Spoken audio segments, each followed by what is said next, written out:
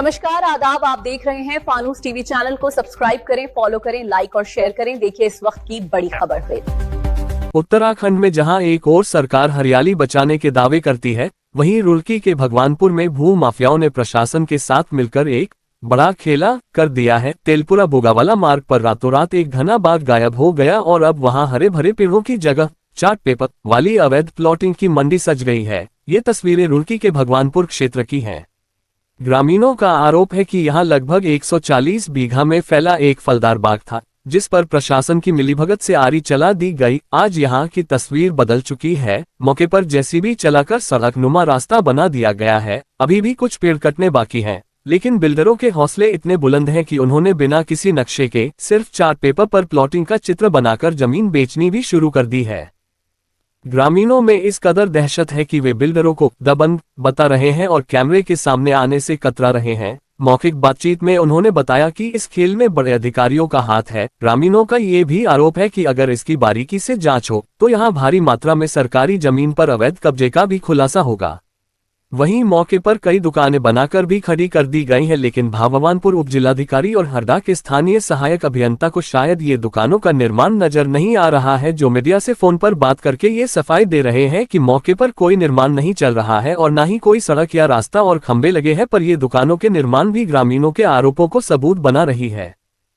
जब मीडिया की टीम मौके पर पहुंची तो वहां तैनात एक गार्ड ने खुद कैमरे पर स्वीकार किया कि यहां प्लॉटिंग हो रही है और कई प्लॉट पहले ही बेचे जा चुके हैं। उसने बेखौफ होकर मालिक से बात करने की सलाह भी दे डाली, जो ये साबित करता है कि इन्हें किसी कानून का डर नहीं है। सवाल यह उठता है कि जब पेड़ कट रहे थे तब स्थानीय प्रशासन और वन विभाग कहाँ था? जब अवैध निर्माण हो रहा है तो HRDA खामोश क्यों है?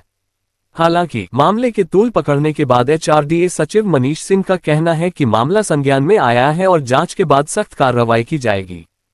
माध्यम से संज्ञान में लाया गया है और जैसा कि बताया गया है कि वहाँ पे कोई कॉलोनी कट रही है, किंतु कोई ऐसी रिपोर्ट तहसील से या किसी स्तर से लगी है कि नहीं, इस प्रकार का कोई प्रकरण नहीं है। तो ये सारे तथ्यों को समावेशित करते हुए जांच की जाएगी और जांच में अगर पाया जाता है कोई नियम विरुद्ध कार्य हो रहा है, चाहे वो कुछ भी हो, चाहे बाग कटान का हो, चाहे सरकारी जमीन पे कब्जे का हो, तो जिस विभाग से संबंधित होगा, यदि सरकारी जमीन पे कुछ कब्जे या सरकारी जमीन को मिलाने की बात होगी तो सरकारी विभाग से, तहसील से, और अगर वो प्राधिकरण क्षेत्रांतर्गत होगा तो प्राधिकरण के स्तर से कार्रवाई की जाएगी। मौके पर सर टीम भेजी जाएगी आपकी तरफ से?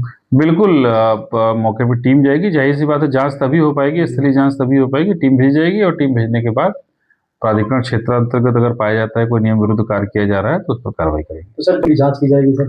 देखिए, रिपोर्ट अभी तक मैंने देखा नहीं है। जिस रिपोर्ट की आप बात कर रहे हैं कि किस प्रकार की रिपोर्ट लगाई है, उसमें क्या गलतियां हैं, क्या सही है, एक बार रिपोर्ट आ जाए।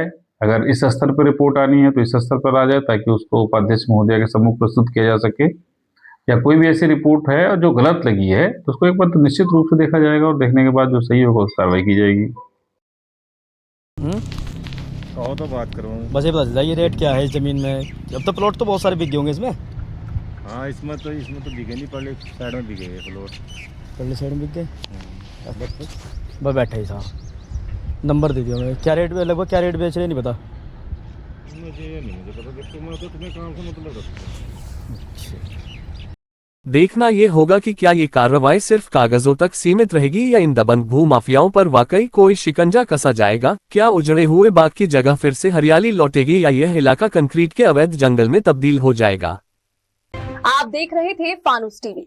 हर छोटी और बड़ी खबर के लिए फानूस टीवी देखते रहें। नमस्कार।